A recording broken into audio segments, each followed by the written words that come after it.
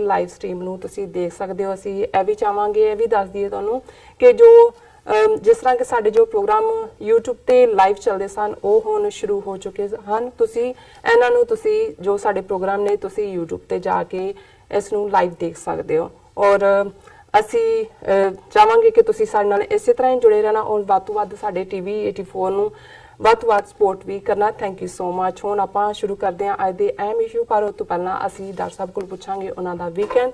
ਜੀ ਡਾਕਟਰ ਸਾਹਿਬ, ਵੀਕਐਂਡ ਦੇ ਵਿੱਚ ਅਸੀਂ ਜਿਸ ਤਰ੍ਹਾਂ ਕਿ ਸਾਨੂੰ ਸਾਰਿਆਂ ਨੂੰ ਪਤਾ ਹੈ ਕਿ ਨਿਊ ਜਰਸੀ ਕਾਰਟਰੇਟ ਵਿੱਚ 13ਵੀਂ ਸਿੱਖ ਡੇ ਪਰੇਡ ਮਨਾਏਗੀ, ਜਿਹੜੀ ਕਿ ਦੋਹਾਂ ਗੁਰੂ ਘਰਾਂ ਜਿਸ ਤਰ੍ਹਾਂ ਕਿ ਸਿੰਘ ਸਭਾ ਗੁਰੂ ਘਰ ਐਂਡ ਜੋ ਦਸ਼ਮੇਸ਼ ਦਰਬਾਰ ਗੁਰੂ ਘਰ ਐਂਡ ਜੋ ਸਿੱਖ ਸੰਗਤਾਂ ਦੇ ਸਹਿਯੋਗ ਨਾਲ ਜੋ ਸਿੱਖ ਡੇ ਪਰੇਡ ਕੱਢੀ ਗਈ, ਜਿਸ ਨੂੰ TV 84 ਦੀ ਟੀਮ ਨੇ ਫੁੱਲੀ ਕਵਰ ਕੀਤਾ, ਲਾਈਵ ਕਵਰ ਕੀਤਾ ਔਰ ਲਾਈਵ ਵੀ ਚੱਲੀ, YouTube ਤੇ ਵੀ ਚੱਲੀ ਔਰ Facebook ਤੇ ਵੀ ਚੱਲੀ ਔਰ ਬਾਕੀ ਗੈਜਟ ਤੇ ਵੀ ਇਸ ਨੂੰ ਚਲਾਇਆ ਗਿਆ, ਦਿਖਾਇਆ ਗਿਆ ਔਰ ਸਿੱਖ ਸੰਗਤਾਂ ਦਾ ਠਾਠਾ ਮਾਰਦਾ ਇਕੱਠ ਜਿਸ ਤਰ੍ਹਾਂ ਕਿ ਸਾਡੀਆਂ ਸਿੱਖ ਸੰਗਤਾਂ ਨੇ ਦੇਖਿਆ। ਔਰ ਅਸੀਂ ਚਾਹਾਂਗੇ ਕਿ ਤੁਸੀਂ ਇਸ ਸਿੱਖ ਡੇ ਪਰੇਡ ਉੱਪਰ ਕੀ ਕਹਿਣਾ ਚਾਹੋਗੇ, ਕੀ ਤੁਹਾਡੇ ਵਿਚਾਰ ਨੇ, ਤੁਸੀਂ ਵੀ ਇਸ ਵਿੱਚ ਸ਼ਮੂਲੀਅਤ ਕੀਤੀ। ਜੀ ਰਾਜ ਸਾਹਿਬ, ਕੀ ਕਹਿਣਾ ਚਾਹੋਗੇ?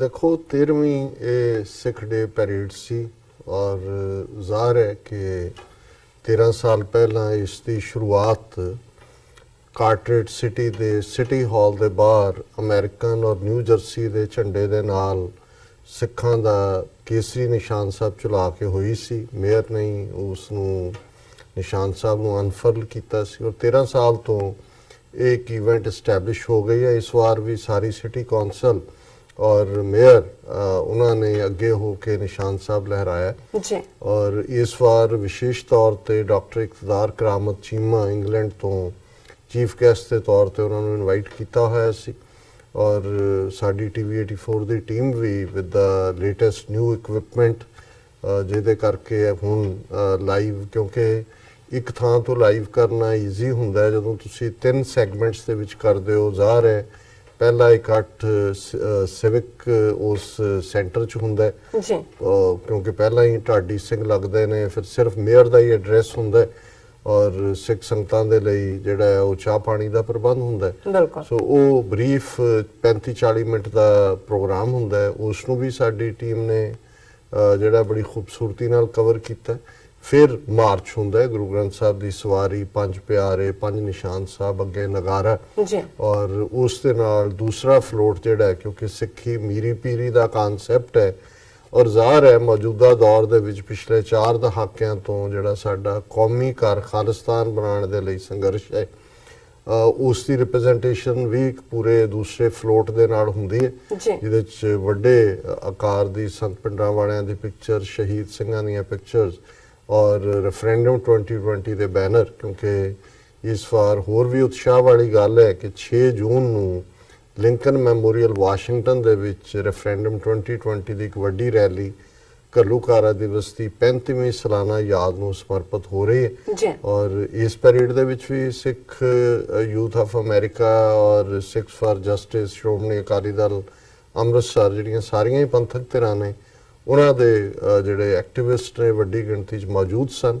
ਔਰ ਜਿਵੇਂ ਤੁਸੀਂ ਦੱਸਿਆ ਦੋਨੋਂ ਹੀ ਗੁਰਦੁਆਰਾ ਕਮੇਟੀਆਂ, ਗੁਰਦੁਆਰਾ ਦਸ਼ਮੇਸ਼ ਦਰਬਾਰ ਔਰ ਸਿੰਘ ਸਭਾ, ਜਿਹੜੀਆਂ ਕਿ ਕੌਮੀ ਘਰ ਖਾਲਿਸਤਾਨ ਲਈ ਕਮਿਟਡ ਨੇ, ਆਪਸ ਦੇ ਵਿੱਚ ਉਹਨਾਂ ਦਾ ਤਾਲਮੇਲ ਵੀ ਬਹੁਤ ਵਧੀਆ ਹੁੰਦਾ ਹੈ ਔਰ ਸੈਕੰਡ ਸੈਗਮੈਂਟ ਜਿਹੜਾ ਹੈ ਉਹ ਜ਼ਾਹਰ ਹੈ ਸੜਕ ਦੇ ਉੱਤੇ ਮਾਰਚ ਹੁੰਦਾ ਹੈ ਕਾਰਟਰੇਟ ਦੀ ਔਰ ਫਿਰ ਪਾਰਕ ਦੇ ਵਿੱਚ ਆ ਕੇ ਜਿਹੜਾ ਹੈ ਨਗਰ ਕੀਰਤਨ ਦੀ ਸਮਾਪਤੀ ਹੁੰਦੀ ਹੈ ਔਰ ਉੱਥੇ ਇੱਕ ਬੜੇ ਖੂਬਸੂਰਤ ਟੈਂਟ ਦੇ ਥੱਲੇ ਸਟੇਜ ਵੀ ਲੱਗੀ ਹੁੰਦੀ ਹੈ, ਬੈਂਡ ਦਾ ਪ੍ਰਬੰਧ ਔਰ ਜ਼ਾਹਰ ਹੈ ਕਿ ਕੋਈ ਪੰਜਾਬ ਦਾ ਸਮਾਗਮ ਇਨ ਜਨਰਲ ਔਰ ਸਿੱਖਾਂ ਦਾ ਇਨ ਪਾਰਟਿਕੂਲਰ ਜੇ ਫਿਜ਼ਾ ਦੇ ਵਿੱਚ ਜਲੇਬੀਆਂ, ਪਕੌੜਿਆਂ, ਇਹਨਾਂ ਦੀ ਖੁਸ਼ਬੂ ਨਾ ਹੋਏ, ਗੰਨੇ ਦਾ ਰਸ, ਕਿਉਂਕਿ ਚੀਮਾ ਸਾਹਿਬ ਨੇ ਸਪੈਸ਼ਲੀ ਅੱਗੇ ਹੋ ਕੇ ਲਿਆ, ਕਹਿੰਦੇ ਇੰਗਲੈਂਡ 'ਚ ਹੋਰ ਸਭ ਮਿਲ ਜਾਂਦਾ, ਇਹ ਇੱਥੇ ਹੀ ਮਿਲਦਾ ਜਾਂ ਕੈਲੀਫੋਰਨੀਆ ਮਿਲਦਾ ਤਾਜ਼ਾ ਗੰਨੇ ਦਾ ਰਸ ਜਿਹੜਾ ਹੈ ਉਹ ਕੱਢਿਆ ਜਾ ਰਿਹਾ ਸੀ ਰੋ। ਸੋ ਬਾਕੀ ਸਟੇਜ ਦੀ ਕਾਰਵਾਈ ਜਿਹੜੀ ਹੈ ਲਗਭਗ 2 ਘੰਟੇ ਚੱਲੀ। ਡਾਕਟਰ ਚੀਮਾ ਦੀ ਰਿਮਾਰਕੇਬਲ ਸਪੀਚ ਜਿਹੜੀ ਡਾਇਰੈਕਟ ਟੈਲੀਕਾਸਟ ਵੀ ਹੋਈ ਔਰ ਆਉਣ ਵਾਲੇ ਪੀਰੀਅਡ 'ਚ ਅਸੀਂ ਸੈਪਰੇਟਲੀ ਵੀ ਉਹਨੂੰ ਕੱਢਾਂਗੇ ਔਰ ਇਸ ਤਰੀਕੇ ਨਾਲ। ਔਰ ਮੌਸਮ ਜ਼ਾਹਰ ਹੈ ਕਿ ਅੱਗੇ ਬਹੁਤ ਵਾਰ ਜਿਹੜਾ ਕਿਣਮਿਣ ਜ਼ਰੂਰ ਹੁੰਦੀ ਹੈ, ਕਲਾਉਡੀ ਔਰ, ਲੇਕਿਨ ਇਸ ਵਾਰ ਖੂਬਸੂਰਤ ਵੈਦਰ ਦੇ ਵਿੱਚ ਬਹੁਤ ਸਾਰੇ ਪਰਿਵਾਰ ਜਿਹੜੇ ਬੱਚਿਆਂ ਦੇ ਨਾਲ ਦੂਜੇ ਆਉਂਦੇ ਨੇ, ਇੱਕ ਪਿਕਨਿਕ ਵੀ ਹੁੰਦੀ ਹੈ ਕਲੋਜ਼ਿੰਗ ਤੇ ਆ ਕੇ ਔਰ ਇਹ ਜਿਹੜਾ ਸਾਡੇ ਲਈ ਇਹ ਹੈ ਕਿ ਵੀ ਇਸ ਦੇ ਨਾਲ ਇਹ ਸਾਡੀ ਲਾਸਟ ਪੈਰੇਡ ਮਈ ਦੀ ਹੁੰਦੀ ਹੈ ਖਾਲਸਾ ਸਾਜਨਾ ਦਿਵਸ ਨੂੰ ਸਮਰਪਿਤ, ਜੀ ਜਿਹੜੀ ਕਿ ਜਿਸ ਦਾ ਓਵਰ ਹੋਇਆ ਕੰਮ। ਔਰ ਹੁਣ ਜੂਨ ਦੇ ਵਿੱਚ ਘੱਲੂਘਾਰਾ ਹਫ਼ਤੇ ਨਾਲ ਸੰਬੰਧਿਤ ਜਿਵੇਂ ਲਿੰਕਨ ਮੈਮੋਰੀਅਲ ਦੀ ਰੈਲੀ ਹੈ, ਜੀ ਔਰ ਫਿਰ ਜਿਹੜਾ 9 ਜੂਨ ਨੂੰ ਸੈਨ ਫਰਾਂਸਿਸਕੋ ਦੇ ਵਿੱਚ ਇੱਕ ਜਿਹੜਾ ਪੰਜਵੇਂ ਪਾਤਸ਼ਾਹ ਦੇ ਸ਼ਹੀਦੀ ਪੁਰਬ ਔਰ ਘੱਲੂਘਾਰਾ ਦਿਵਸ ਨੂੰ ਸਮਰਪਿਤ ਜਿਹੜਾ ਨਗਰ ਕੀਰਤਨ ਫਰੀडम ਮਾਰਚ ਹੁੰਦਾ ਹੈ। ਜੀ ਸੋ ਕੁੱਲ ਮਿਲਾ ਕੇ ਮੈਂ ਸਮਝਦਾ ਵੀ ਬੇਸ਼ੱਕ ਕਈ ਵਾਰ ਇਹ ਡਿਬੇਟਸ ਸਾਡੇ ਕੁਝ ਵੀਰਾਂ ਭੈਣਾਂ ਵੱਲੋਂ ਕੀਤੀ ਜਾਂਦੀ ਹੈ ਕਿ ਜੀ ਲੱਖਾਂ ਡਾਲਰ ਇਹਦੇ ਤੇ ਖਰਚ ਹੁੰਦੇ ਨੇ, ਜਾਂ ਇਹ ਇੱਧਰ ਲਾ ਦਿਓ ਜਾਂ ਉੱਧਰ ਲਾ ਦਿਓ। ਦੇਖੋ ਹਰ ਚੀਜ਼ ਦੀ ਆਪਣੀ ਅਹਿਮੀਅਤ ਹੈ, ਔਰ ਮੈਂ ਸਮਝਦਾ ਕਿ ਵੀ ਇਹਨਾਂ ਸਾਰਿਆਂ ਦੇ ਨਾਲ ਐਂਥੂਸੀਆਜ਼ਮ, ਜਿਹਨੂੰ ਅਸੀਂ ਉਤਸ਼ਾਹ ਕਹਿੰਦੇ ਜੀ ਕਿ ਵੀ ਹੌਸਲਾ ਉਤਸ਼ਾਹ ਉਹ ਪੈਦਾ ਹੁੰਦਾ ਹੈ। ਬੱਚੇ ਬੱਚੀਆਂ ਦੇ ਲਈ ਵੀ ਇੱਕ ਸੈਲੀਬ੍ਰੇਸ਼ਨ ਹੁੰਦੀ ਹੈ, ਜੀ ਔਰ ਦੁਸ਼ਮਣ ਨੂੰ ਇਹ ਮੈਸੇਜ ਆਉਂਦਾ ਹੈ ਕਿ ਭਾਈ ਕੌਮ ਡਾਇਸਪੋਰਾ ਸਿੱਖ ਮਜ਼ਬੂਤੀ ਨਾਲ ਖਾਲਿਸਤਾਨ ਦੀ ਗੱਲ ਨੂੰ ਅੱਗੇ ਤੋਰ ਰਹੇ ਨੇ। ਰਹੀ ਗੱਲ ਡਾਕਟਰ ਚੀਮਾ ਨੇ, ਕਿਉਂਕਿ ਫਰਾਈਡੇ ਉਹ ਸਾਡੇ ਸਟੂਡੀਓ ਵੀ ਆਏ ਸਨ ਔਰ ਉਹਨਾਂ ਦੇ ਨਾਲ 1 ਘੰਟੇ ਜਿਹੜੀ ਪੈਨਲ ਡਿਸਕਸ਼ਨ ਸੀ ਉਹ ਵੀ ਕਾਫੀ ਪਸੰਦ ਕੀਤੀ ਗਈ ਸਾਡੇ ਦਰਸ਼ਕਾਂ ਵੱਲੋਂ, ਜੀ ਕਿਉਂਕਿ ਇਹ ਵੀ ਇੱਕ ਗੁੱਡਵਿਲ ਦਾ ਮੈਸੇਜ ਹੈ ਕਿ ਜੇ ਬਹੁਤਿਆਂ ਨੂੰ ਲੱਗਦਾ ਹੈ ਵੀ ਇੱਕ ਸਿੱਖ ਹੋਣ ਦੇ ਨਾਤੇ ਜਿਹੜਾ ਅਸੀਂ ਕਿਵੇਂ ਜਿਹੜਾ ਉਹ ਪਾਕਿਸਤਾਨ ਦੀ ਐਡਵੋਕੇਸੀ ਜਾਂ ਇਸਲਾਮਿਕ ਵਰਲਡ ਦੀਆਂ ਪ੍ਰੋਬਲਮਸ ਪ੍ਰਤੀ ਇੰਨੀ ਐਗਰੈਸਿਵਲੀ ਜਿਹੜਾ ਇਨਵੋਲਵ ਹੁੰਦੇ, ਤੇ ਉੱਥੇ ਇਹ ਵੀ ਇੱਕ ਬਿਊਟੀ ਹੈ। ਜਿਵੇਂ ਸਾਡੇ ਪੈਨਲ ਡਿਸਕਸ਼ਨ ਵਾਲੇ ਸੈਗਮੈਂਟ ਦੇ ਥੱਲੇ ਕੁਝ ਵੀਰਾਂ ਨੇ ਲਿਖਿਆ ਵੀ ਸਾਨੂੰ ਫਖਰ ਹੁੰਦਾ ਹੈ ਕਿ ਸਾਡਾ ਇੱਕ ਮੁਸਲਮਾਨ ਵੀਰ ਖਾਲਿਸਤਾਨ ਦੀ ਸਟਰਗਲ ਦੇ ਲਈ ਜਿਹੜਾ ਉਹ ਫਰੰਟ ਰੈਂਕਸ ਦੇ ਵਿੱਚ ਹੈ, ਡਾਕਟਰ ਚੀਮਾ ਨੂੰ ਐਡਰੈਸ ਕਰਦਾ। ਸੋ ਜ਼ਾਹਰ ਹੈ ਕਿ ਡਾਕਟਰ ਚੀਮਾ ਦੇ ਐਫਰਟ ਨਾਲ ਉਹ ਯੂਨਾਈਟਿਡ ਨੇਸ਼ਨਸ ਦੇ ਐਡਵਾਈਜ਼ਰ ਵੀ ਨੇ। ਉਹਨਾਂ ਦਾ ਜਿਹੜਾ ਮਜ਼ਹਬੀ ਲੋਕਾਂ ਵੱਲੋਂ UN ਦੇ ਥੱਲੇ ਜਿਹੜਾ ਡਿਕਲੇਰੇਸ਼ਨ ਕੀਤੀ ਗਈ ਰਾਈਟਸ ਦੀ, ਉਹਦੇ 'ਚ ਗੁਰੂ ਗ੍ਰੰਥ ਸਾਹਿਬ 'ਚੋਂ 3 ਤੁਕਾਂ ਖਾਸ ਤੌਰ ਤੇ ਡਾਕਟਰ ਚੀਮਾ ਦੇ ਐਫਰਟ ਨਾਲ, ਕਿਉਂਕਿ ਉਹਦੇ 'ਚੋਂ ਕੁਰਾਨ ਮਜੀਦ, ਗੀਤਾ, ਬਾਈਬਲ, ਟੋਰਾ, ਇਹਨਾਂ ਸਾਰਿਆਂ ਦੀਆਂ ਕੋਟ ਸੀ ਔਰ ਡਾਕਟਰ ਚੀਮਾ ਉਹਦੇ ਚੇਅਰਪਰਸਨ ਸੀ ਜਿਹੜੀ ਡਰਾਫਟ ਕਮੇਟੀ ਸੀ। ਉਹਨਾਂ ਨੇ ਕਿਹਾ ਜੀ ਜਗਤ ਗੁਰੂ ਗੁਰੂ ਗ੍ਰੰਥ ਸਾਹਿਬ ਦੀ ਬਾਣੀ ਤੋਂ ਬਿਨਾਂ ਤੁਹਾਡੀ ਕਿਵੇਂ ਕੰਪਲੀਟ ਹੋਏਗੀ ਹੈ ਜੀ, ਔਰ ਇਹ ਉਹਨਾਂ ਦਾ ਐਫਰਟ ਸੀ। ਉਹਨਾਂ ਨੇ ਜਿਹੜੀਆਂ ਉਹ ਰੈਕਗਨੀਸ਼ਨ UN ਵੱਲੋਂ ਹੋਈ ਉਹ ਉਹਨਾਂ ਨੇ ਪ੍ਰੈਜ਼ੈਂਟ ਵੀ ਕੀਤਾ ਲਿਖਤੀ ਤੌਰ ਦੇ ਉੱਤੇ, ਫਰੇਮਡ ਉਹ ਸਟੇਟਮੈਂਟ ਨੂੰ ਉਹਨਾਂ ਦੇ ਪ੍ਰਬੰਧਕਾਂ ਨੂੰ ਦੋਨਾਂ ਗੁਰਦੁਆਰਿਆਂ ਦੇ। ਸੋ ਕੁੱਲ ਮਿਲਾ ਕੇ ਇੱਕ ਬੜਾ ਸਫਲ ਜਿਹੜਾ ਇਹ ਪੈਰੇਡ ਵਾਲਾ ਸਮਾਗਮ ਹੋ ਨਿਬੜਿਆ। ਜੀ ਡਾਕਟਰ ਸਾਹਿਬ, ਹੁਣ ਆਪਾਂ ਤੁਹਾਡੇ ਤੋਂ ਪੁੱਛਾਂਗੇ ਜੋ ਅੱਜ ਦਾ ਅਹਿਮ ਇਸ਼ੂ ਹੈ ਉਸ ਬਾਰੇ ਤੁਹਾਡੇ ਵਿਚਾਰ। ਜੀ ਡਾਕਟਰ ਸਾਹਿਬ ਕੀ ਕਹਿਣਾ ਚਾਹੁੰਦੇ? ਦੇਖੋ ਅਸੀਂ ਵੀਕਐਂਡ ਤੇ ਇੱਧਰ ਲੱਗੇ ਹੋਏ ਸੀ ਪੈਰੇਡ ਤੇ ਔਰ ਬਾਕੀ ਸਾਰੀ ਐਕਟੀਵਿਟੀ, ਔਰ ਉਧਰ ਜਿਹੜੇ 7-8 ਚੈਨਲ ਬੀਜੇਪੀ ਦੇ ਨਾਲ ਗੋਦੀ ਮੀਡੀਆ, ਹੁਣ ਇਹ ਲਫ਼ਜ਼ ਇੰਨਾ ਪਪੂਲਰ ਹੋ ਗਿਆ ਹੈ, ਮੇਰਾ ਖਿਆਲ ਹੈ ਆਉਣ ਵਾਲੇ ਆਕਸਫੋਰਡ ਡਿਕਸ਼ਨਰੀ ਐਡੀਸ਼ਨ 'ਚ ਵੀ ਇਹਨੂੰ ਐਡ ਕਰ ਲਿਆ ਜਾਏਗਾ। ਬਿਲਕੁਲ। ਸੋ ਉਹਨਾਂ ਦੇ ਐਕਸਪਰਟ ਬੈਠੇ ਸੀ, ਕਿਉਂਕਿ 7ਵੇਂ ਚਰਨ ਦੇ ਵਿੱਚ, ਫੇਜ਼ ਨੂੰ ਚਰਨ ਕਹਿੰਦੇ ਨੇ, ਪਤਾ ਨਹੀਂ ਕਿੱਥੋਂ ਕੱਢਿਆ ਲਫ਼ਜ਼ ਹੈ, ਉਹਨਾਂ ਦੇ 7 ਚਰਨ ਜਿਸ ਨੂੰ 38 ਦਿਨ ਲੱਗੇ। ਔਰ ਮੈਂ ਅੱਜ ਹੀ ਕਿਤੇ ਪੜ੍ਹ ਰਿਹਾ ਸੀ ਵੀ ਇੰਡੋਨੇਸ਼ੀਆ 'ਚ 1000 ਤੋਂ ਜ਼ਿਆਦਾ ਆਈਲੈਂਡ ਨੇ ਇਨਹੈਬਿਟਡ, ਜਿੱਥੇ ਲੋਕ ਰਹਿੰਦੇ ਨੇ ਜੀ। ਇੱਕ ਦਿਨ ਦੇ ਵਿੱਚ ਇਲੈਕਸ਼ਨ ਹੋ ਜਾਂਦੀ ਹੈ ਵੀ ਐਸਾ ਕੀ? ਫਿਰ ਇੱਕ ਪਾਸੇ ਤੁਸੀਂ EVM ਮਸ਼ੀਨਾਂ ਦੇ ਥੱਲੇ ਕਹਿੰਦੇ ਹੋ ਜੀ ਅਸੀਂ ਬਹੁਤ ਮੈਕਨਾਈਜ਼ਡ ਕਰ ਲਿਆ।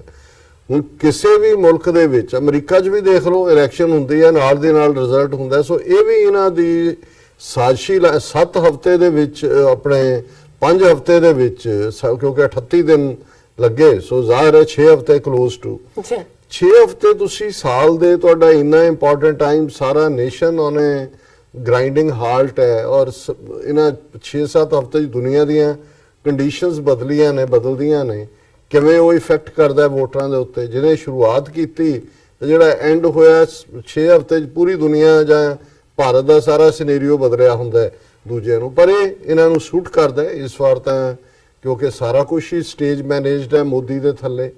EVM ਮਸ਼ੀਨਾਂ ਦੇ ਬਾਰੇ ਤਾਂ ਪਹਿਲਾਂ ਹੀ ਸਵਾਲ ਚੁੱਕੇ ਜਾਂਦੇ ਰਹੇ ਨੇ।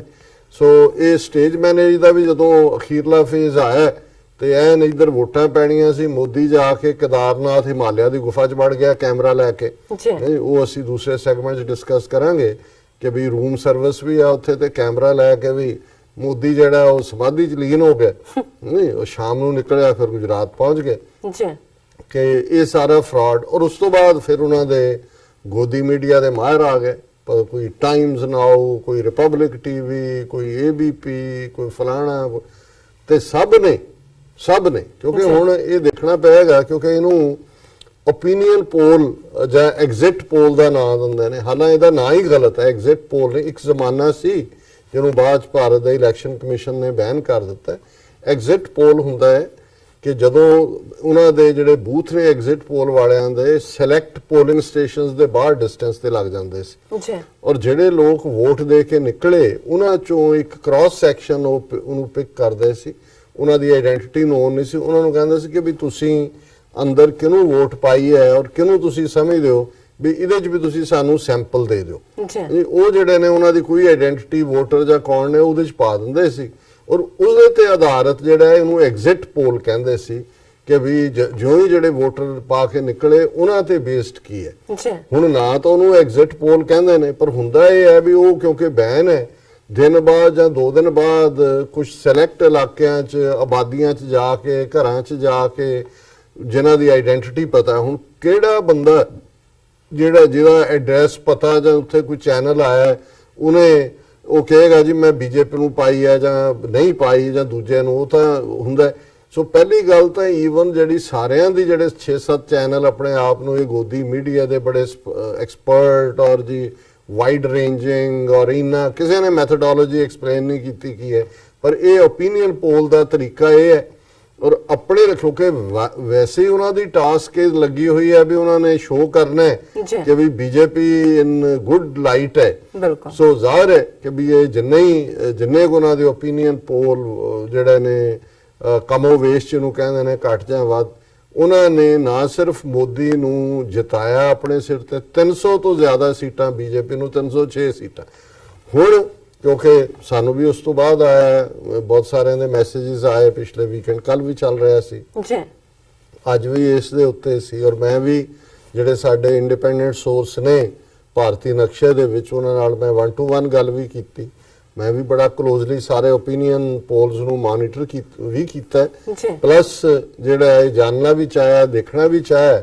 ਇੱਕ ਤਾਂ ਹੁੰਦਾ ਹੈ ਕਿ ਵਾਟ ਇਜ਼ ਸੈਡ, ਇੱਕ ਹੁੰਦਾ ਵਾਟ ਇਜ਼ ਨਾਟ ਸੈਡ, ਬਿਲਕੁਲ ਇੱਕ ਹੁੰਦਾ ਰਾਈਟਿੰਗ ਔਨ ਦਾ ਵਾਲ, ਇੱਕ ਹੈ ਵੀ what is not written on the wall and still it is going to happen.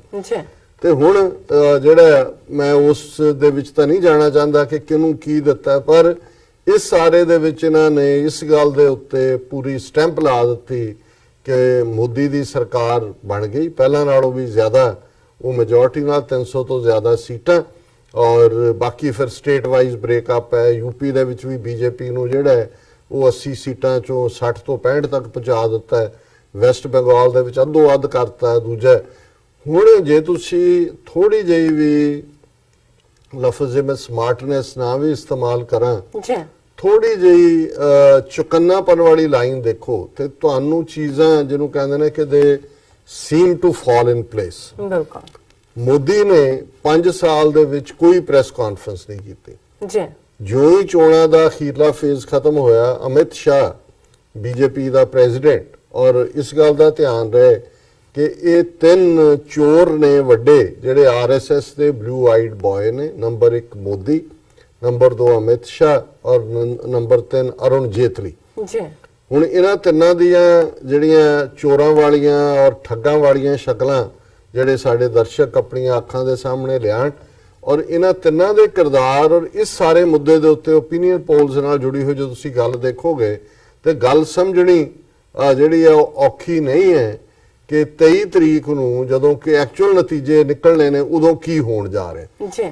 ਹੁਣ ਇਸ ਤੋਂ ਪਹਿਲਾਂ ਇੱਕ ਗੱਲ ਦਾ ਧਿਆਨ ਰਹੇ ਕਿ ਈਵੀਐਮ ਮਸ਼ੀਨਾਂ ਦੇ ਉੱਤੇ ਰਿਪੀਟਡਲੀ ਸਵਾਲ ਚੁੱਕੇ ਗਏ, ਕੋਈ ਇਸ ਦਾ ਈਵਨ ਮੌਕ ਟ੍ਰਾਇਲ ਵੀ ਕਿਤੇ ਨਹੀਂ ਹੋਇਆ। ਇਸ ਕਿਸਮ ਦੇ ਹੈਕਰ ਵੀ ਸਾਹਮਣੇ ਆਏ ਜਿਨ੍ਹਾਂ ਨੇ, ਔਰ ਤੁਸੀਂ ਇੰਟਰਨੈਟ ਤੇ ਵੀਡੀਓਜ਼ ਜਾ ਕੇ ਦੇਖ ਸਕਦੇ ਹੋ, ਜਿਨ੍ਹਾਂ ਨੇ ਪ੍ਰੂਫ ਕੀਤਾ ਵੀ ਇਹਨੂੰ ਹੈਕ ਕੀਤਾ ਜਾ ਸਕਦਾ ਹੈ। ਹਾਲਾਂਕਿ ਮੈਂ ਕੋਈ ਬਹੁਤਾ ਟੈਕ ਸਾਵੀ ਆਦਮੀ ਨਹੀਂ ਹੈ, ਪਰ ਮੈਨੂੰ ਇਸ ਗੱਲ ਦਾ ਪਤਾ ਹੈ ਕਿ ਵੀ ਇਹ ਜਿੰਨੇ ਵੀ ਜਿਹੜੇ ਅੱਜ ਦੇ ਗੈਜਟਸ ਨੇ, ਉਹ ਕੰਪਿਊਟਰ ਹੋਏ, ਉਹ ਕੋਈ ਹੋਰ ਸਿਸਟਮ ਹੋਏ, ਹੁਣ ਤਾਂ ਇੰਨੀਆਂ ਚੀਜ਼ਾਂ ਨੇ, ਆਫਟਰ ਆਲ ਇਹਨਾਂ ਦਾ ਕੋਈ ਤਾਂ ਇਹਨਾਂ ਨੂੰ ਕੈਲੀਬ੍ਰੇਟ ਕਰਦਾ ਹੈ, ਕੋਈ ਤਾਂ ਇਹਨਾਂ ਦਾ ਪਾਸਵਰਡ ਕਿਸੇ ਕੋਲ ਹੁੰਦਾ ਹੈ, ਕੋਈ ਤਾਂ ਇਹਨਾਂ ਨੂੰ ਕੰਟਰੋਲ ਕਰਦਾ ਹੈ, ਕੋਈ ਸੈਂਟਰਲ ਪਲੇਸ ਤਾਂ ਹੁੰਦਾ ਹੈ, ਆਵਾਜ਼ ਤਾਂ ਨਹੀਂ ਲਟਕ ਰਿਹਾ ਹੁੰਦਾ। ਸੋ ਜ਼ਾਹਿਰ ਹੈ ਕਿ ਵੀ ਜੇ ਤੁਸੀਂ ਜਦੋਂ ਕਿਸੇ ਚੀਜ਼ ਦੇ ਉੱਤੇ ਸਵਾਲ ਚੁੱਕੇ ਜਾਂਦੇ ਨੇ, ਜੇ ਤੁਸੀਂ ਲੋਕਾਂ ਦੀ ਨਿਸ਼ਾ ਨਹੀਂ ਕਰਵਾਉਂਦੇ ਕਿ ਵੀ ਤੁਸੀਂ ਪਬਲਿਕ, ਤੁਸੀਂ ਆ ਕੇ ਇਲੈਕਸ਼ਨ ਕਮਿਸ਼ਨ, ਜਿਹਨੇ ਇਲੈਕਸ਼ਨ ਕਮਿਸ਼ਨ ਨੇ ਇਵੇਂ ਬਿਹੇਵ ਕੀਤਾ ਜਿਵੇਂ ਉਹ ਬੀਜੇਪੀ ਦਾ, ਜਿਵੇਂ ਅਕਾਲੀ ਦਲ, ਬਾਦਲ ਅਕਾਲੀ ਦਲ ਸਿੱਖਾਂ ਦੀ ਪਾਰਟੀ ਦੀ ਥਾਂ ਤੇ ਆਰਐਸਐਸ ਦੀ ਐਕਸਟੈਂਸ਼ਨ ਬਣ ਗਈ ਹੈ। ਇਲੈਕਸ਼ਨ ਕਮਿਸ਼ਨ ਜਿਹੜੀ ਹੈ ਉਹ ਆਰਐਸਐਸ ਦੀ ਐਕਸਟੈਂਸ਼ਨ ਵਾਂਗ ਬਿਹੇਵ ਕੀਤਾ, ਔਰ ਉਹੀ ਅਰੋੜਾ ਔਰ ਈਵਨ ਇਲੈਕਸ਼ਨ ਕਮਿਸ਼ਨ ਦੇ ਇੱਕ ਮੈਂਬਰ ਨੇ ਵੀ, ਉਹਨਾਂ ਨੇ ਕਿਹਾ ਜੀ ਇਸ ਕਿਸਮ ਦੀਆਂ ਸਟੇਟਮੈਂਟਾਂ ਮੋਦੀ ਦੀਆਂ ਜਿਹੜੀਆਂ ਨੇ ਉਹਨੂੰ ਕਲੀਅਰ ਕਰਤਾ ਉਹਨੇ ਵੀ ਆਬਜੈਕਸ਼ਨ ਚੁੱਕਿਆ। ਸੋ ਜ਼ਾਹਰ ਹੈ ਕਿ ਉਹ ਉਹਦੇ ਸ਼ੱਕ ਦੇ ਘੇਰੇ 'ਚ ਆ ਗਿਆ ਸੀ ਇਲੈਕਸ਼ਨ ਕਮਿਸ਼ਨ ਨੇ। ਕਾਂਗਰਸ ਨੇ ਵੀ ਇਹਦੇ ਤੇ ਬਿਆਨਬਾਜ਼ੀ ਕੀਤੀ ਹੈ, ਮਮਤਾ ਬੈਨਰਜੀ ਨੇ ਵੀ ਕੀਤੀ। ਆਮ ਬੰਦਿਆਂ ਨੂੰ ਵੀ ਨਜ਼ਰ ਆਉਂਦਾ ਹੈ ਵੀ ਕਿਸ ਹੱਦ ਤੱਕ ਜਾ ਕੇ ਪ੍ਰਗਿਆ ਠਾਕਰ ਗਾਂਧੀ ਦੇ ਹਥਿਆਰੇ ਨੂੰ ਪੈਟਰੀਓਟਿਕ ਬਣਾਏ, ਹਿੰਮਤ ਕਾਰਕਰੇ ਨੂੰ ਜਿਹੜਾ ਉਹ ਟੈਰਰਿਸਟ ਦੱਸੇ, ਔਰ ਇਹਦੇ ਬਾਵਜੂਦ ਕਿ ਜੀ 24 ਘੰਟੇ ਉਹ ਪੋਲ ਨਹੀਂ, ਜਿਹੜੀ ਕੈਂਪੇਨ ਨਹੀਂ ਕਰੇਗੀ, ਇਸ ਕਿਸਮ ਨੂੰ ਡੀ ਬਾਰ ਨਾ ਕਰੇ। ਔਰ ਉਧਰ ਜਿਹੜਾ ਜਿੱਥੇ ਥੋੜਾ ਬਹੁਤ ਵੀ ਕਿਸੇ ਨੇ ਕੋਈ ਜੈਨੂਇਨਲੀ ਵੀ ਗੱਲ ਕੀਤੀ ਹੈ ਉਹਨੂੰ FIR ਕਰ ਦਿਓ। ਜੇ ਕਮਲ ਹਸਨ ਨੇ ਕਿਹਾ ਵੀ ਜੇ ਇਹ ਗਾਂਧੀ ਨੂੰ ਮਾਰਨ ਵਾਲਾ ਗੋਡਸੇ ਹਿੰਦੂ ਐਕਸਟ੍ਰੀਮਿਸਟ ਨਹੀਂ ਤਾਂ ਹੋਰ ਕੀ ਸੀ। ਸੋ ਜ਼ਾਹਿਰ ਹੈ ਵੀ FIR ਵੀ ਰਜਿਸਟਰ ਹੋ ਜਾਂਦੀ ਹੈ, ਦੂਸਰੇ ਵੀ ਆਬਜੈਕਸ਼ਨ ਚੁੱਕੇ ਜਾਂਦੇ ਨੇ। ਸੋ ਇਸ ਸਾਰੇ ਦੇ ਪਿੱਛੇ ਕੋਈ ਸ਼ੱਕ ਨਹੀਂ ਹੈ ਕਿ EVM ਮਸ਼ੀਨਾਂ ਜਿਹੜੀਆਂ ਨੇ ਅਲਟੀਮੇਟਲੀ ਜੋ ਵੀ ਸਾਹਮਣੇ ਆਏਗਾ, ਓਪੀਨੀਅਨ ਪੋਲਸ ਦੇ ਨਾਂ ਥੱਲੇ ਵੀ ਜੋ ਹੋਇਆ, ਹੁਣ ਤੁਸੀਂ ਇਹਦੇ ਲਈ ਵੀ ਕਿਵੇਂ ਬੀਜੇਪੀ ਜਦੋਂ ਕਿ ਚੋਣਾਂ ਦੇ 5ਵੇਂ 6ਵੇਂ ਫੇਜ਼ ਦੇਖ ਰਿਹਾ, ਤੁਸੀਂ ਇਹਨਾਂ ਦੇ ਚਿਹਰੇ ਦੇਖੋ, ਇਹਦੇ ਅਮਿਤ ਸ਼ਾਹ ਦਾ ਔਰ ਮੋਦੀ ਦਾ ਔਰ ਜੇਤਲੀ ਦਾ, ਤੁਹਾਨੂੰ ਜਿਹਨੂੰ ਕਹਿੰਦੇ ਨੇ ਵੀ ਅੰਗਰੇਜ਼ੀ 'ਚ ਕਿ defeat was writ large on their faces, ਚਿਹਰਾ ਉਤਰਿਆ ਹੋਇਆ ਮੋਦੀ ਦਾ ਵੀ। ਹੁਣ ਅਮਿਤ ਸ਼ਾਹ ਐਨ ਇਲੈਕਸ਼ਨ ਖਤਮ ਹੁੰਦੀ ਹੈ ਪ੍ਰੈਸ ਕਾਨਫਰੰਸ ਕਰਦਾ, ਪਹਿਲੀ ਵਾਰ ਮੋਦੀ ਚੁੱਪ ਕਰਕੇ ਆ ਕੇ ਉਸ ਪ੍ਰੈਸ ਕਾਨਫਰੰਸ 'ਚ ਬਹਿ ਜਾਂਦਾ। ਸਵਾਲ ਜਦੋਂ ਮੋਦੀ ਨੂੰ ਡਾਇਰੈਕਟ ਕੀਤਾ ਜਾਂਦਾ ਤੇ ਉਹ ਅਮਿਤ ਸ਼ਾਹ ਵੱਲ ਕਰ ਦਿੰਦਾ, ਉਹ ਸਿਰਫ ਗੁੱਗਾ ਭਲਵਾਨ ਬਣ ਕੇ ਬੈਠਦਾ ਜੀ। ਅਮਿਤ ਸ਼ਾਹ ਕਹਿੰਦਾ ਉੱਥੇ ਉਸ ਪ੍ਰੈਸ ਕਾਨਫਰੰਸ ਕਿ ਬੀਜੇਪੀ 306 ਸੀਟਾਂ ਜਿੱਤੇਗੀ। ਹੁਣ ਇਹਦੀ ਫਿਗਰ ਯਾਦ ਰੱਖੋ ਵੀ 306 ਅਮਿਤ ਸ਼ਾਹ ਨੂੰ ਕੋਈ ਇਲਹਾਮ ਹੋਇਆ, ਬਿਲਕੁਲ ਕਿਸੇ ਨੇ ਉਹਨੂੰ ਆ ਕੇ ਰਾਤ ਨੂੰ ਕੰਨ 'ਚ ਕਿਸੇ ਕਾਂ ਨੇ ਜਿਹੜਾ ਉਹਦੇ ਕੰਨ ਦੇ ਵਿੱਚ ਕਿਹਾ ਆਪਣੀ ਚੁੰਝ ਦੇ ਨਾਲ ਉਹਦੇ 'ਚ ਪਾਇਆ ਕਿ 306 ਫਿਗਰ। ਮੋਦੀ ਆਪਣੀ ਸ਼ਕਲ ਦਿਖਾਉਂਦਾ ਹੈ, ਕਿਸੇ ਦਾ ਨਹੀਂ, ਔਰ ਉਹ ਗਾਇਬ ਹੋ ਜਾਂਦਾ ਜੀ। ਹੁਣ ਓਪੀਨੀਅਨ ਪੋਲ ਸੋ ਕਾਲਡ ਅਖੌਤੀ ਤੇ ਆ ਜਾਓ, ਸਾਰੇ ਜਿਹੜੇ ਬੈਠੇ ਨੇ ਔਰ ਉਹ 3-3 ਫੁੱਟੀਆਂ ਐਂਕਰਾਂ ਫਿਰ ਉਛਲ ਰਹੀਆਂ 6-6 ਫੁੱਟ ਮੋਦੀ ਦੇ ਹੱਕ ਦੇ ਵਿੱਚ, ਔਰ ਦੂਜੇ ਸਾਰੇ ਸੋ ਕਾਲਡ ਐਕਸਪਰਟ ਜਿਹੜੇ ਨੇ ਚਰਪਿੰਗ ਕਰਾਊਜ਼ ਉਹ ਲਿਆ ਕੇ ਬਿਠਾ ਦਿੱਤੇ ਜਾਂਦੇ ਨੇ। ਔਰ ਉਹ ਤੁਸੀਂ ਹੁਣ ਉਹਨਾਂ ਸਾਰਿਆਂ ਦਾ ਕਰੋ ਤੇ ਐਵਰੇਜ 306 ਸੀਟਾਂ ਉਹ ਕੱਢਦੇ ਨੇ ਕਿ ਜੀ ਸਾਰੇ ਹੀ ਓਪੀਨੀਅਨ ਪੋਲ, ਇੱਕ ਅੱਧੇ ਨੇ ਕਿਤੇ ਘੱਟ ਵਧਾ ਦਿੱਤੀਆਂ ਕਿਤੇ ਵੱਧ ਵਧਾ ਦਿੱਤੀਆਂ। ਹੁਣ ਕਿਉਂਕਿ ਅਮਿਤ ਸ਼ਾਹ ਦੀ ਸਟੇਟਮੈਂਟ, ਮੋਦੀ ਦਾ ਚੁੱਪ ਕਰਕੇ ਆ ਕੇ ਬਹਿਣਾ, ਓਪੀਨੀਅਨ ਪੋਲ, ਔਰ ਹੁਣ ਅੱਜ ਜਦੋਂ ਮੈਂ ਜੇਤਲੀ ਦੀ ਸਟੇਟਮੈਂਟ ਦੇਖਦਾ, ਤੀਸਰਾ ਉਹਨਾਂ ਦਾ ਬਾਂਦਰ RSS ਦਾ, ਔਰ ਖਬਰ ਹੈ election results to be in consonance with exit polls outcome। Jaitley ਕਹਿੰਦਾ ਹੈ ਵੀ ਜਿਹੜੇ ਇਲੈਕਸ਼ਨ ਰਿਜ਼ਲਟ ਹੋਣਗੇ ਉਹ ਉਹੀ ਹੋਣਗੇ ਜੋ ਓਪੀਨੀਅਨ ਪੋਲਸ ਨੇ ਕਿਹਾ, ਵੀ ਉਹਨਾਂ ਦੇ ਨਾਲ ਬਿਲਕੁਲ ਉਹ ਸੁਰ ਰੱਖਦੇ ਨੇ। ਹੁਣ 306 ਸੀਟਾਂ ਅਮਿਤ ਸ਼ਾਹ ਦਿੰਦਾ ਹੈ, ਮੋਦੀ ਉਹਦਾ ਹਿੱਸਾ ਬਣਦਾ ਹੈ, ਓਪੀਨੀਅਨ ਪੋਲ ਉੱਥੇ ਲੈ ਜਾਂਦੇ ਨੇ। ਤੇ ਤੀਸਰਾ ਜਿਹੜਾ ਅਰੁਣ ਜੇਤਲੀ ਉਹ ਕਹਿੰਦਾ ਕਿ ਵੀ ਜੋ ਤੱਤ ਉਹਨਾਂ ਨੇ ਕੱਢਿਆ ਬਿਲਕੁਲ ਉਹਦੇ ਮੁਤਾਬਕ ਨਤੀਜੇ ਉਹਦੇ ਮੁਤਾਬਕ ਹੀ ਹੋਣਗੇ। ਹੁਣ ਇਹਦੇ ਚੋਂ ਕੀ ਨਿਕਲਦਾ, ਔਰ ਮੈਂ ਇਹਦੀ statement, finance minister Arun Jaitley on Monday expressed hope that the results of 2019 general elections would be in consonance with the outcome of multiple exit polls which has predicted a second term for Modi। फिर उन्हें कहा many of us may continue to squabble over correctness and accuracy of the exit polls.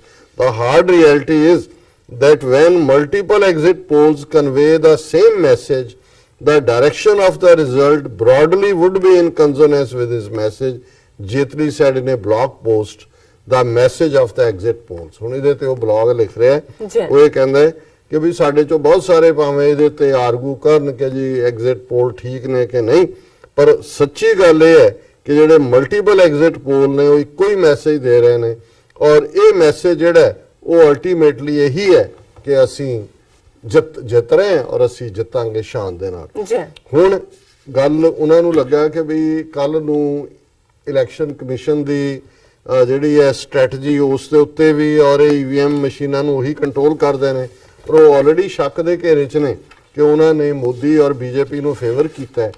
ਹੁਣ silent mall ਦੀ ਅਸੀਂ ਕਈ ਵਾਰੀ ਗੱਲ ਕਰਦੇ ਹਾਂ ਕਿ ਵੀ ਪ੍ਰਣਾਬ ਮੁਖਰਜੀ ਜੀ ਕਾਂਗਰਸ ਦਾ ਪ੍ਰੈਜ਼ੀਡੈਂਟ, ਕਾਂਗਰਸ ਨੇ 2 ਟਰਮ ਉਹਨੂੰ 1 ਟਰਮ ਬਣਾਇਆ, ਦੂਜੀ ਟਰਮ ਤੱਕ ਕਾਂਗਰਸ ਦੀ ਹਕੂਮਤ ਨਹੀਂ ਮੋਦੀ ਦੀ ਬਣ ਗਈ।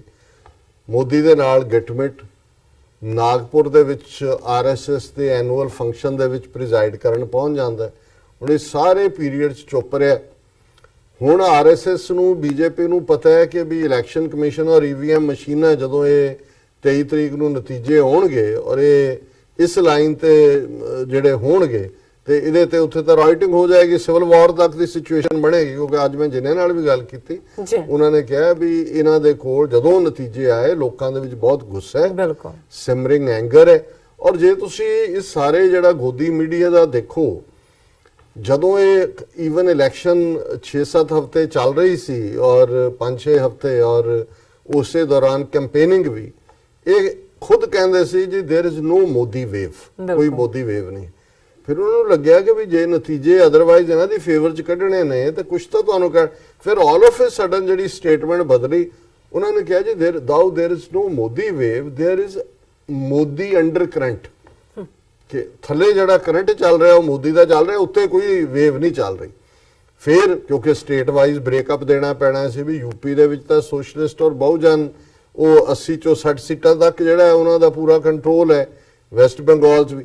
ਫਿਰ ਇਹਨਾਂ ਨੇ ਹੌਲੀ ਜਿਹੜਾ ਹੈ ਉਸ ਕਿਸਮ ਦਾ ਹੀ ਮਾਹੌਲ ਬਣਾਉਣਾ ਸ਼ੁਰੂ ਕਰ ਦਿੱਤਾ ਕਿ ਇਹ ਲੱਗੇ ਕਿ ਨਹੀਂ ਜੀ ਉਹ ਪਤਾ ਨਹੀਂ ਹੁਣ ਉਹ ਨਵੀਂ VOTING ਵੀ ਬੜੀ ਪੈ ਰਹੀ ਹੈ। ਔਰ ਜਿਹੜਾ ਇੱਕ ਹੋਰ ਪਾਰਟ ਮੈਂ ਅੱਜ ਦੇਖ ਰਿਹਾ ਸੀ NDTV ਦੇ ਰਵੀਸ਼ ਕੁਮਾਰ ਦਾ ਐਨਾਲਿਸਿਸ, ਕੱਲ ਉਹਨਾਂ ਨੇ ਡਿਫਰੈਂਟ ਦਿੱਤਾ, ਅੱਜ ਉਹਨਾਂ ਨੇ ਖਾਸ ਤੌਰ ਤੇ ਜਿਹੜੀਆਂ ਸ਼ਡਿਊਲ ਕਾਸਟ, ਸ਼ਡਿਊਲ ਟ੍ਰਾਈਬਸ ਦੇ ਲਈ ਰਿਜ਼ਰਵ ਸੀਟਾਂ ਨੇ, ਕਿਉਂਕਿ ਆਲਮੋਸਟ 1/4 ਰਿਜ਼ਰਵੇਸ਼ਨ ਹੁੰਦੀ ਹੈ ਹਰ ਸਟੇਟ ਦੀਆਂ ਵੱਖੋ ਵੱਖਰੀਆਂ ਜੀ, ਉਹਨਾਂ ਨੇ ਉਹ ਸਾਰੇ 'ਚ ਖਾਸ ਤੌਰ ਤੇ ਵੱਡੀਆਂ ਸਟੇਟਾਂ ਯੂਪੀ ਜਾਂ ਬਿਹਾਰ ਜਾਂ ਛੱਤੀਸਗੜ੍ਹ ਜਾਂ ਉਹਨਾਂ 'ਚ ਜਿਹੜੀ ਖਾਸ ਗੱਲ ਦੇਖਣ ਵਾਲੀ ਸੀ ਕਿ ਜਿਹੜੀਆਂ ਰਿਜ਼ਰਵ ਸੀਟਾਂ ਨੇ ਉਹਨਾਂ ਦੇ ਵਿੱਚ ਜਿਹੜੀ ਪੋਲਿੰਗ ਹੈ ਉਹ ਆਲਮੋਸਟ 8 ਤੋਂ 10% ਜ਼ਿਆਦਾ ਹੋਈ ਹੈ ਇਸ ਵਾਰ 2014 ਦੀਆਂ ਚੋਣਾਂ ਦੇ ਮੁਕਾਬਲੇ, ਜਿਹੜਾ ਟ੍ਰੈਂਡ ਜਨਰਲ ਸੀਟਾਂ ਤੇ ਨਹੀਂ ਹੈ। ਸੋ ਜ਼ਾਹਰ ਹੈ ਕਿ ਬਹੁਤ ਵੱਡੀ ਗਿਣਤੀ ਦੇ ਵਿੱਚ ਜਿਹੜਾ ਹੈ ਉਹਨਾਂ ਸਟੇਟਾਂ ਦੇ ਵਿੱਚ ਫੇਕ ਵੋਟਰਸ ਵੀ ਹੋਣਗੇ, ਬਿਲਕੁਲ, ਜਿਹਨੂੰ ਇਹਨਾਂ ਨੇ ਕਿ ਜੀ ਬਹੁਤ ਉਤਸ਼ਾਹ। ਅਸੀਂ ਪੰਜਾਬ ਦੇ ਹਵਾਲੇ ਨਾਲ ਵੀ ਦੇਖ ਰਹੇ ਹਾਂ ਕਿ ਪੰਜਾਬ ਦੇ ਵਿੱਚ ਜਿਵੇਂ ਇਹਨਾਂ ਸਾਰਿਆਂ ਪੋਲਸ ਜਾਂ ਦੂਜੇ ਤੀਜੇ ਤੋਂ ਬਾਅਦ ਜਾਂ VOTING ਜਿਹੜੀਆਂ ਸਾਨੂੰ ਪਹਿਲੀਆਂ ਲਿਖਤਾਂ ਆਈਆਂ, ਭੈਣ ਜੀ ਅਮਨਜੋਤ ਕੌਰ ਲਗਾਤਾਰ ਸਾਨੂੰ ਲਿਖਦੇ ਰਹੇ, ਉਹਨਾਂ ਦੀਆਂ 5-6 ਲਿਖਤਾਂ ਥੋੜੇ ਉਦਾਸ ਵੀ ਨੇ ਕਿ ਪੰਜਾਬ 'ਚ ਕਾਂਗਰਸ ਜਿਹੜੀ ਆ ਰਹੀ ਹੈ, ਇਹਦਾ ਮਤਲਬ ਪੰਥਕ ਸਿੱਖਾਂ ਨੇ ਵੀ ਅਕਾਲੀਆਂ ਦੀ ਥਾਂ ਕਾਂਗਰਸ ਦੀ ਹਮਾਇਤ ਕੀਤੀ, ਤੀਸਰਾ ਆਲਟਰਨੇਟ ਕਿਉਂ ਨਹੀਂ ਦਿੱਤਾ। ਪਰ ਇੱਕ ਗੱਲ ਜ਼ਾਹਰ ਹੈ ਕਿ ਇਸ ਵਾਰ ਨਾ ਤਾਂ ਬਾਹਰਲੇ ਸਿੱਖਾਂ 'ਚ ਕੋਈ ਪੰਜਾਬ ਬਾਰੇ ਉਤਸ਼ਾਹ ਸੀ, ਕੋਈ ਕਿਸੇ ਨੇ ਨਾ ਪੈਸਾ ਦਿੱਤਾ ਨਾ ਵਲੰਟੀਅਰ ਗਏ, ਕਿਉਂਕਿ ਆਮ ਆਦਮੀ ਪਾਰਟੀ ਲਈ ਜਿਵੇਂ ਖਲੋਤੇ ਸੀ ਉਹਨਾਂ ਦਾ ਦਿਲ ਤਾਂ ਟੁੱਟ ਗਿਆ। ਉਦੋਂ ਵੀ ਅਸੀਂ ਕਿਹਾ ਸੀ ਵੀ ਦਿਲ ਤੁਹਾਡਾ ਟੁੱਟਣਾ, ਪਰ ਜਿਹੜੇ ਲੋਕਲ ਵੋਟਰ ਵੀ ਸੀ ਖਾਸ ਤੌਰ ਤੇ ਸਿੱਖ ਵੋਟਰ, ਉਹ ਨਹੀਂ ਨਿਕਲਿਆ ਹੈ ਬਾਹਰ। ਸੋ ਜ਼ਾਹਰ ਹੈ ਭਾਵੇਂ ਖਿੱਚ ਧੂ ਕੇ ਇਹਨਾਂ ਨੇ ਪਰਸੈਂਟੇਜ ਫਿਰ ਨੇੜੇ ਤੇੜੇ ਬਣਾ ਦਿੱਤੀ ਕਿ ਜੀ ਇੰਨੀ ਹੋਈ, ਲੇਕਿਨ ਇਹ ਵੀ ਇੱਕ ਮੈਨੂੰ ਹਮੇਸ਼ਾ ਇਹ ਲੱਗਦਾ ਹੈ ਕਿ ਵੀ ਇਹ ਇੱਕ ਸਾਰਾ ਮਿਲ ਕੇ ਖੇਡਿਆ ਜਾ ਰਿਹਾ ਖੇਡ ਹੈ ਜਿਸ ਦੇ ਵਿੱਚ ਇਲੈਕਸ਼ਨ ਕਮਿਸ਼ਨ ਔਰ ਬੀਜੇਪੀ ਇੱਕੋ ਹੀ ਪਾਰਟ ਤੇ ਨੇ। ਹੁਣ ਇਹਨਾਂ ਨੂੰ ਵੀ ਪਤਾ ਹੈ ਕਿ ਵੀ ਜਿਹੜਾ ਅਟੈਕ ਆਏਗਾ ਰਿਜ਼ਲਟ ਤੋਂ ਬਾਅਦ, ਕਿਉਂਕਿ ਉਹ 306 ਵਾਲੀ ਲਾਈਨ 'ਚ ਹੀ ਹੋਏਗਾ ਮੋਸਟ ਲਾਈਕਲੀ ਓਪੀਨੀਅਨ ਪੋਲ, ਲੋਕਾਂ ਦੇ ਵਿੱਚ ਜਿੰਨੀ ਕਿ ਰਿਜ਼ੈਂਟਮੈਂਟ ਹੈ, ਗੁੱਸਾ ਹੈ, ਉੱਥੇ ਰਾਈਟਿੰਗ ਵੀ ਹੋ ਸਕਦੀ ਹੈ, ਲੋਕਾਂ ਦੇ ਪ੍ਰੋਟੈਸਟ ਵੀ ਹੋਣਗੇ। ਤੇ ਹੁਣ ਇਹਨੂੰ ਸਾਬਤ ਕਰੋ ਕਿ ਵੀ ਇਹ ਜਿਹੜੀ ਇਲੈਕਸ਼ਨ ਹੈ ਕ੍ਰੈਡੀਬਲ ਹੈ। ਔਰ ਉਹਦੇ ਲਈ ਕੋਈ ਜੇ ਬੀਜੇਪੀ ਕਹੇ ਜੀ ਬਹੁਤ ਇਲੈਕਸ਼ਨ ਕ੍ਰੈਡੀਬਲ ਹੈ, ਦੂਜਾ ਉਹ ਤਾਂ ਉਵੇਂ ਹੀ ਲੱਗੇਗਾ। ਹੁਣ ਉਹਨਾਂ ਨੇ ਉਹ ਆਪਣਾ ਜਿਹੜਾ ਮੋਲ ਹੈ, ਜਿਹੜਾ ਜਸੂਸ ਵਿੱਚ ਬਿਠਾਇਆ ਹੋਇਆ ਸੀ, ਉਹ ਕੱਢਿਆ ਪ੍ਰਣਾਬ ਮੁਖਰਜੀ। ਔਰ ਪ੍ਰਣਾਬ ਮੁਖਰਜੀ ਦੀ ਸਟੇਟਮੈਂਟ ਹੈ, Pranab Mukherjee hails election commission says polls were conducted perfectly।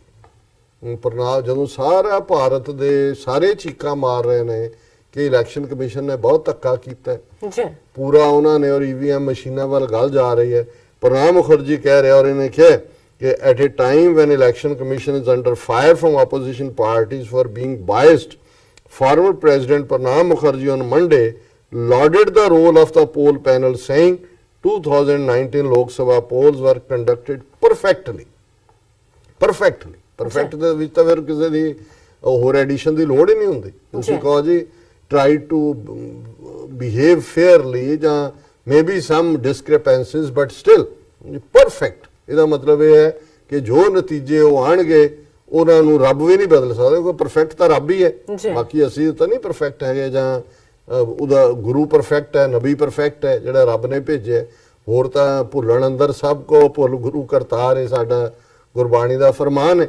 ਲੇਕਿਨ ਇੱਥੇ ਪ੍ਰਣਬ ਮੁਖਰਜੀ ਨੂੰ ਇਲੈਕਸ਼ਨ ਜਦੋਂ ਸਾਰਾ ਦੇਸ਼ ਚੀਕਾਂ ਮਾਰ ਰਿਹਾ ਵੀ ਕਿਸ ਲੈਵਲ ਤੇ ਗੜਬੜ, ਕਿੰਨੀਆਂ ਰਿਪੋਰਟਾਂ ਗਲਿਚਸ ਦੀਆਂ ਆਈਆਂ, ਪਾਰਟੀਸਨ ਬਿਹੇਵੀਅਰ ਦੀ ਗੱਲ ਆਈ, ਪਰ ਉਹਨੇ ਉਹਨੂੰ ਪੂਰਾ ਪਰਫੈਕਟ ਬਣਾ ਦਿੱਤਾ। ਔਰ ਮੈਂ ਬਹੁਤ ਸਾਰੀਆਂ ਸਟੋਰੀਜ਼ ਕੱਢੀਆਂ ਸੀ, ਪਰ ਲੈ ਦੇ ਕੇ ਹਰ ਇੱਕ ਦਾ ਇਹੀ ਪਾਰਟ ਹੈ। ਜਿਵੇਂ ਆਸ਼ੂਤੋਸ਼ ਇੱਕ ਬੜੇ ਅੱਛੇ ਰਾਈਟਰ ਨੇ, ਫ੍ਰੀਲੈਂਸ ਕਿਤਾਬ ਵੀ ਲਿਖੀ ਹੈ, ਉਹਨਾਂ ਦਾ ਰਾਈਟ ਅਪ NDTV ਤੇ ਹੈ।